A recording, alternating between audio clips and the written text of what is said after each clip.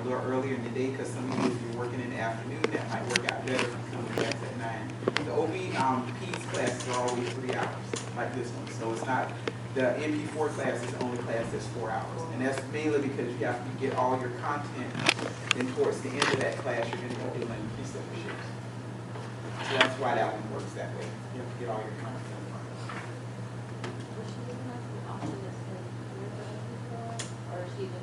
It's going to depend on what's going on. That will always end up being what is how we have to work, because we still have to teach the courses. And there will probably be some people retiring, so if we don't get people to teach, it's going to be more convenient for us than you. I'm just telling you that right now. Just because you might have to teach 2 and 3 classes. Can they wait till 2018 to retire? Just saying. I don't know. Every time you hear that, you just gotta go. And then sometimes when you're sitting doing, you're interviewing people, you're going like, really?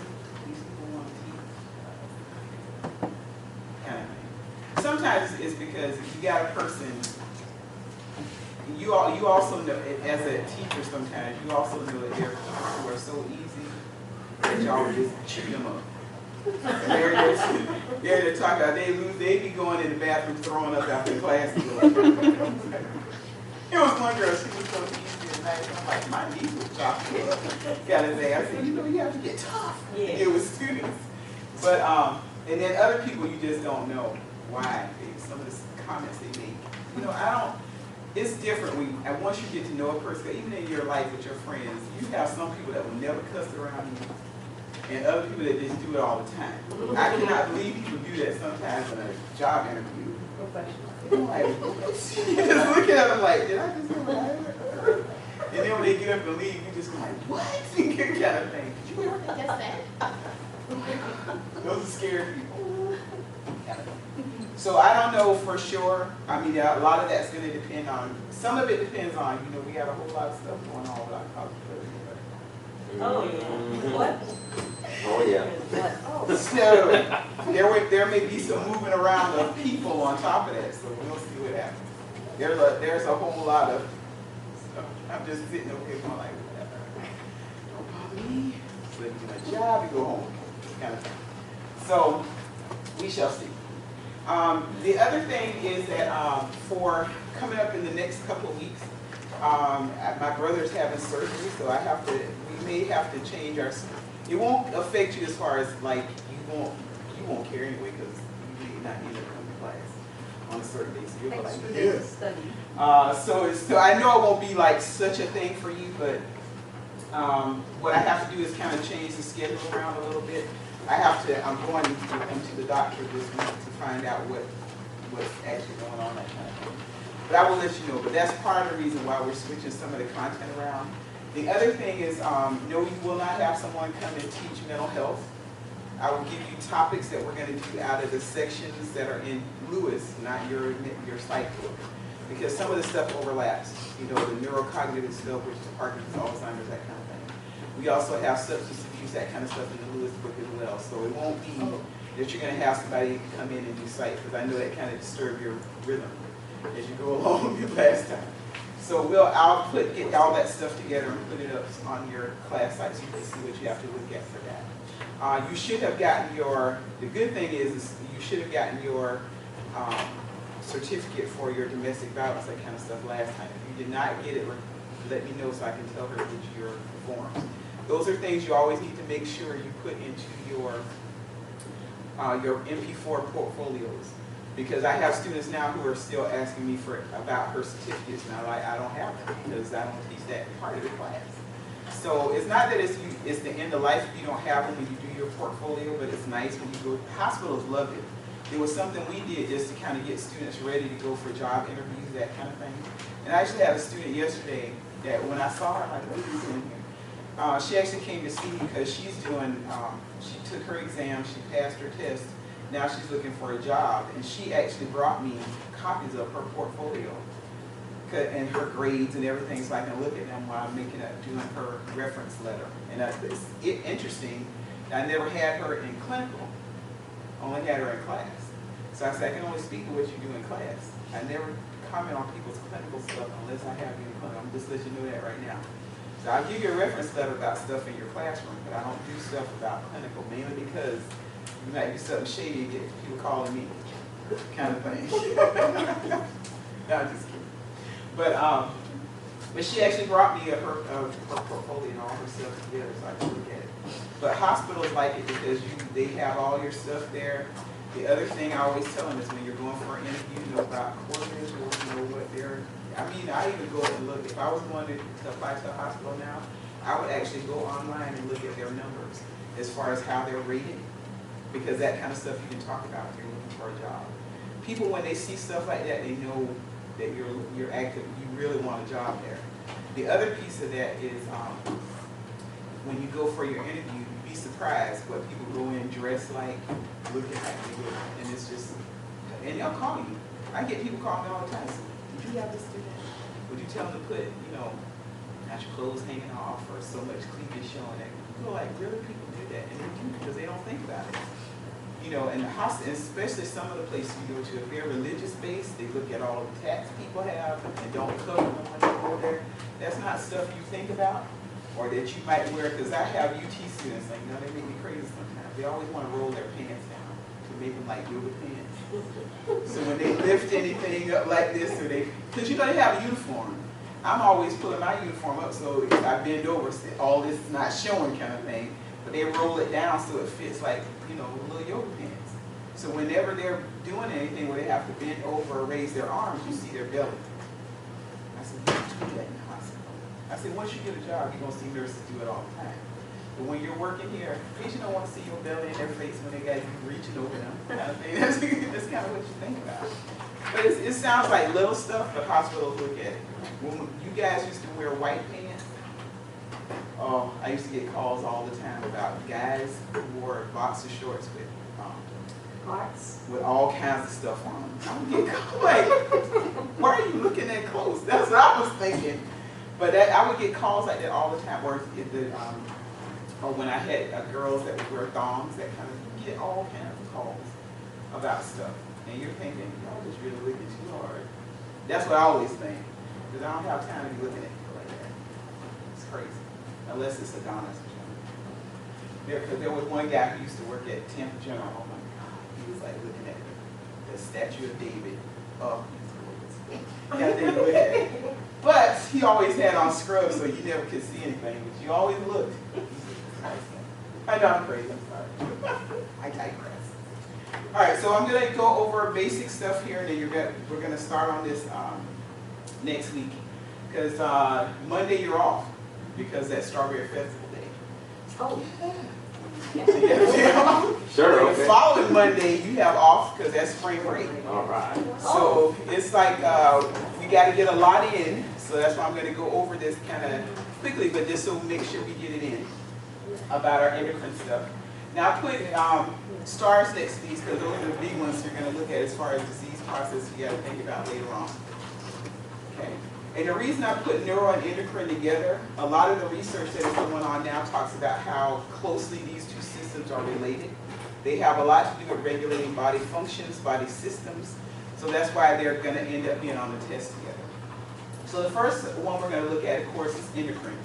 And endocrine is a system made up of glands. And those glands actually produce hormones. So that's what their hormones are. Substances that actually have an effect on tissue or a target organ. Okay, so the whole system does a lot of stuff as far as regulating not only growth, when we talk about growth hormone, when we talk about the adrenals, you talk about secondary sexual characteristics, sugar, salt, because you're talking about aldosterone, you're talking about your testosterone, estrogen, those types of things. Then you also have the thyroid, which is your metabolic center. So that's when you're going to talk about how people gain weight, lose weight, those types of things. Adrenal gets you ready for fight or flight. That's the things that tell you, oh, if I'm getting ready to take a test, not only am I getting acid in my stomach, as Diane told me there, but the other part about that is that you ever notice how when a phone call goes off in a test, you want to kill folks? That's because that fight or flight thing makes you more hyper alert. You hear everything. You see somebody, crunches a piece of paper and you want to go, really? Kind of stuff. That's what's going on. But it also is going to release cortisol, which is sugar, to allow you to fuel this whole thing about getting ready for that flight. And that's why your brain only lives on sugar, so that's why it helps you become more alert during those times. The parathyroids are things that actually control calcium metabolism. So a lot of times we talk about these in relationship, especially to the thyroid, because if you get the thyroid taken out, they sit right on top, and if you're not careful, they go along with it. So that's what ends up happening with your patients. But our big thing, of course, is our biggest one out of all of them is going to be pancreas. Because what is the condition that we think about associated with that?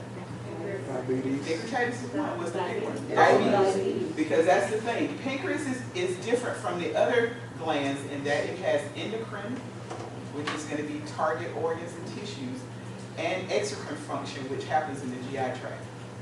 The other organs don't do that. They just do one or the other. So pancreas actually has functions on endocrine and exocrine side.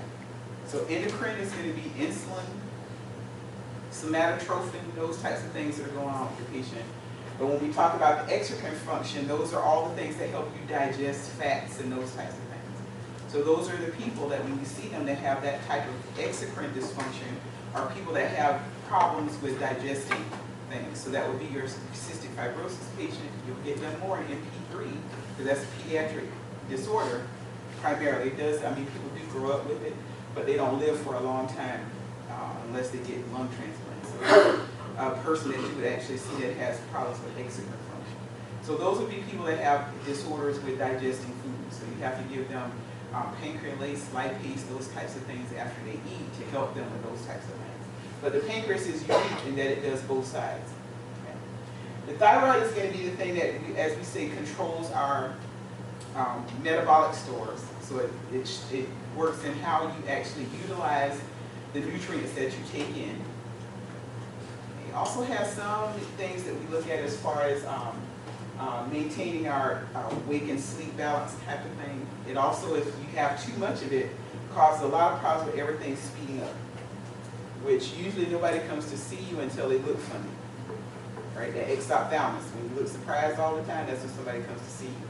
The high side tends to never see anybody until you have chest pain or exophthalmos. The low side people go see because they're going like, I'm not eating and I'm still gaining weight. What is going on? The high side, a person eats like a cow and still lose 30 pounds. Nobody's coming to see you when they can do that. So that they don't ever come see you for that side. The adrenal stuff can produce a lot of changes in your appearance, so those people tend to come a lot quicker as well, because that's going to be, if you're talking about patients who have the cortisol release, primarily, think about what's going on with that. That's the person that's going to have Cushing's. And if you have a person who doesn't have enough, that's Addison's. How you remember them, Cushing's is a cushion, so I have too much. Addison's, I need to have more, so I add things on. That's how you can always remember those types of patients. All right, so the big one, of course, is going to be our pancreas. So we're going to be looking at diabetes when we talk about this going on with our patients. Now, this is a big one, mainly because we see so many people with diabetes. It was one of those things that was listed on Healthy People 2010. We didn't meet the goal of not having increased prevalence. It actually increased more, probably fourfold than what we thought it was going to be. So that's the bad part about it, is that we actually see more people with diabetes. We also tend to see people sicker by the time they present. So, and we see a lot of things that change as far as how we used to describe diabetes. Right? Because we used to talk about it several ways, and one of the big champions of diabetes just died recently, Mary Tyler Moore, because she was a diabetic. And she was a juvenile diabetic. So she actually did a lot of work with Juvenile Diabetes Foundation.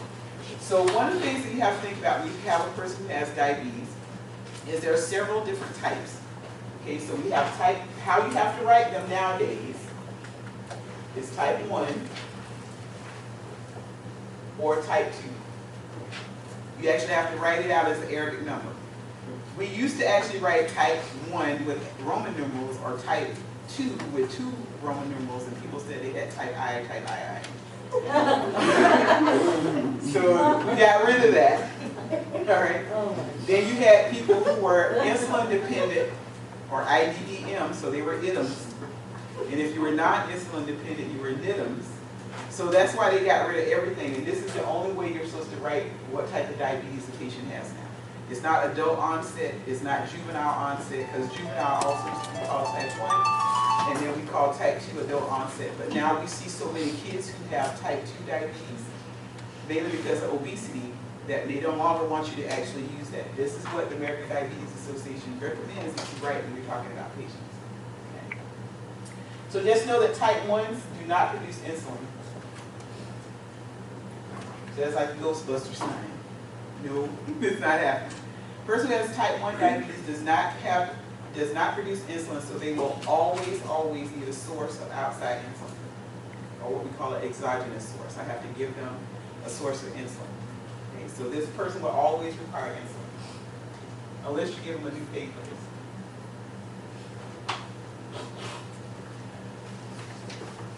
So now the reason that they call this juvenile onset or early onset diabetes is because it happened primarily in children. So you do see it tend to occur early in younger people, kind of thing. It's not that it's exclusively to that, but that was why it got its designation as juvenile diabetes, because of that reason. It tend to happen in younger people. And usually you see a progression of symptoms or things that are happening as this person gets this disease process. We usually see there's a lot of doctors or a lot of theories out there that say it's autoimmune in nature and can occur to a person after some type of viral illness that affects the pancreas, and then it starts to decrease function within the beta cells of the pancreas. So you know there's always a hypothesis out there about where it happens, but generally you will see a person the very first time present with symptoms after some type of acute viral illness. So there's something that goes with that. There's also some people, like I said, that think there's autoantibodies there because you see a high correlation with first-degree relatives. So if you have a person who is type 1 diabetic, sisters, brothers tend to be diabetic, and also big time with twins. Because those are the people that when we started doing studies on, we saw it big time with them. So that's why we've actually got this connotation with that. Those symptoms that you see, those 3 Ps, are the kind of things we think about when we talk about patients who actually have this type of diabetes. They present with the polyuria,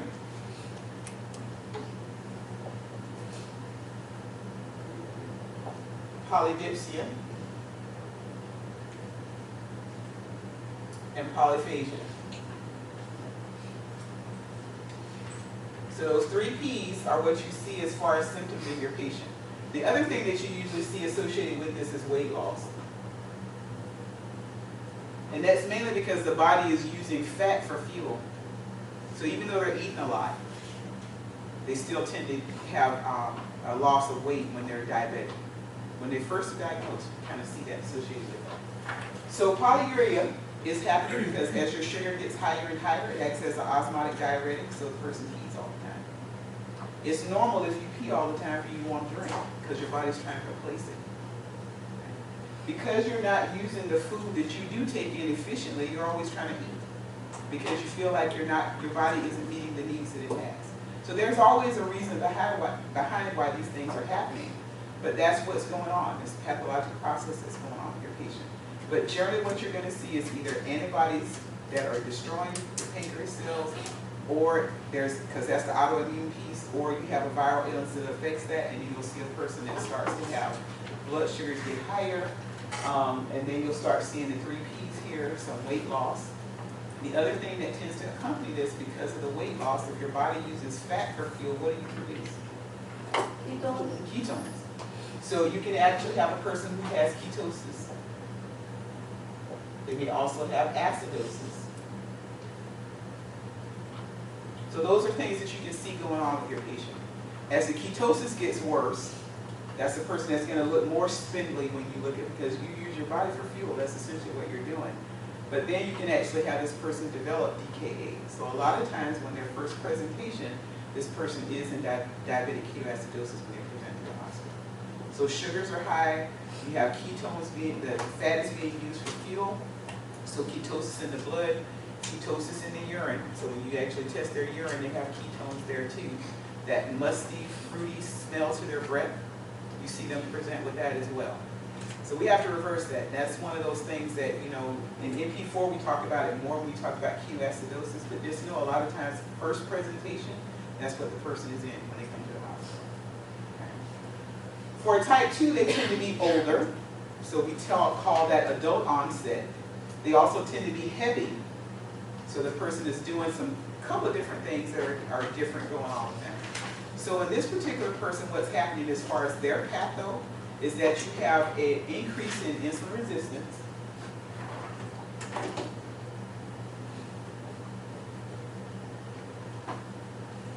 That means that the sugar that you have in the insulin can't interact as well. It doesn't move it into the muscle so you can metabolize it. So there's increased insulin resistance. There's decreased insulin production.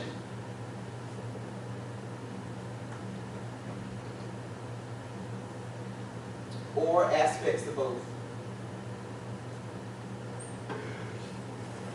So when you have a person that has type 2 adult onset, so they tend to be older, that's why they call it adult onset diabetes. Okay, this person does produce insulin, but not enough. Okay, so there's kind of decrease in production in the beta cells of the pancreas. So you're going to see that, but there's also increased insulin resistance. It doesn't allow the insulin to move in and actually metabolize the glucose that you take in.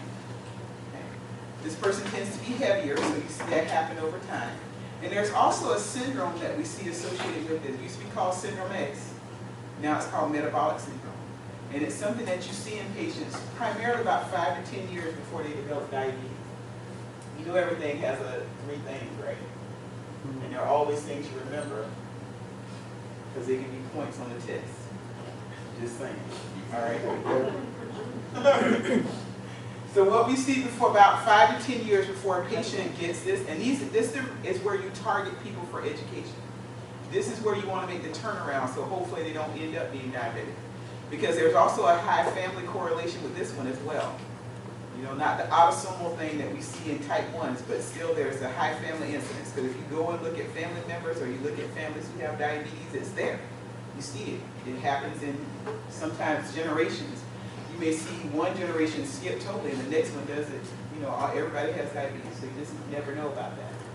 But this one, this syndrome, like I said, it used to be called syndrome X, and now we call it metabolic syndrome. You see it before the patient is diabetic. So the first part of that is going to be impaired glucose tolerance. Okay. So the person is starting to have a glucose that's a little bit higher, Not considered diagnostic for diabetes just yet, but the blood sugar is high in the morning. And the reason that that's one of the things that you see is because normally your body will keep your blood sugar so you're never hyperglycemic. Even though you eat, your body produces insulin so that you should never have a glucose greater than 200. Ever. If you have a normal body that things are doing, I don't care how much sugar you eat, your body should never still get over 200. So that's one of the things that they're talking about. You see impaired glucose tolerance. So not quite diagnostic for diabetes. Because fasting glucose of 126 or greater is considered diagnostic for diabetes. That's one of the criteria that we use for patients. Okay, so they will do another test to make sure, or you may see the doctor actually do an oral glucose tolerance test for the patient to confirm that diagnosis. But when you see a patient whose blood sugars are running in the 110s, that's what they're talking about. They're 118, 120, not quite 126 fasting, but they're getting close. So that's the person you want to target. Okay. The other thing that you're going to see for them is hypertension. Okay. So their blood pressure is higher. So 140 over 90, 140 over 86, because you know we want it 130 over 80. They're truly, or they're, 120 over 80. There actually are some doctors that actually want to change the criteria for hypertension. I think we talked about that before. They actually want to make blood pressure lower than that. So that would actually put a lot of people as pre-existing condition, which is kind of scary right now because we don't know what's going to happen with the Affordable Care Act, that would actually might be considered a pre-existing condition. But one of the things that you see is the person actually has hypertension. So this is where we want to target people because we know the whole process of when you have hypertension is causing damage in the coronaries and the entire vascular system, the heart itself. So this is where you want to actually target those patients for teaching. The last part of the triad is going to be dyslipidemia. So So this is a person that has abnormal cholesterol, abnormal LDLs, HDLs, nothing is right. Okay. You may not have them totally, so they're so bad that you're going, oh, I got to start this person on medication. But you're starting to see those numbers creep up. That's the person that you're going to talk to about changing your diet, saturated fats, cholesterol, changing your activity, all those types of things. Now, the other reason I drew that triangle up there is because people tend to carry their weight around the middle. So I always think about if you do that, then you can almost see the patient with their hips and their kind of pear-shaped. Okay. So that's the other thing that we look at. So that's a combination when you see them together. That's the patient you want to target. Not quite diagnostic for diabetes, but I see risk factors here. These are all things that if I look at let this continue without doing anything with it, is going to put that person at risk for developing diabetes in the next 5 to 10 years. Yeah. So that's what we would call metabolic Syndrome. with those three Uh-huh. things. Yeah. And so those are things that you want to make sure, when a patient comes in, you see them. Now we actually see if you haven't noticed or you haven't been to the doctor lately, because you go to the doctor just when you had to come to nursing school to get a physical. Yes. So you haven't gone there lately. No. One of the things that they've added to your screening criteria is now we do hemoglobin A1C.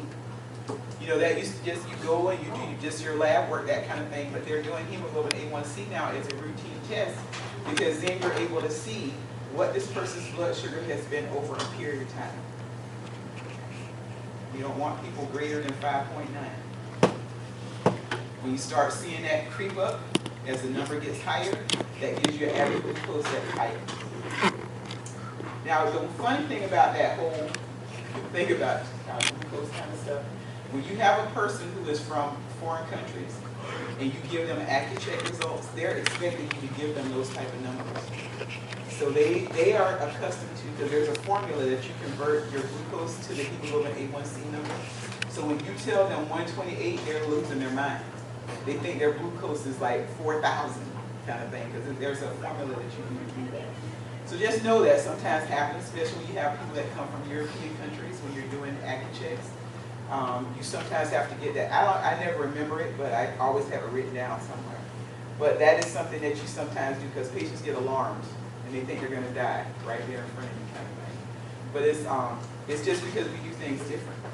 There's only one lab test that we do just alike everywhere, and that's PT-INR. That's done all over the world the same. That is the only lab test that is like that. So, but this person who has these factors going on, I'm going to see that actually happen before this person is a type 2 diabetic. Now, always think about it. If you do some changes, one of the other things that we saw, because these are the things we see, we also see that with obesity kind of thing, talking about type 2. Last year, American Diabetes put out a white paper and said that, how before if you did gastric bypass surgery, it was all about you had to pay for it yourself because it was something you want to do. If a person is diabetic, it is considered curative for diabetes. So that means it can get paid for by insurance. And that's a position statement that came out from the ADA last year.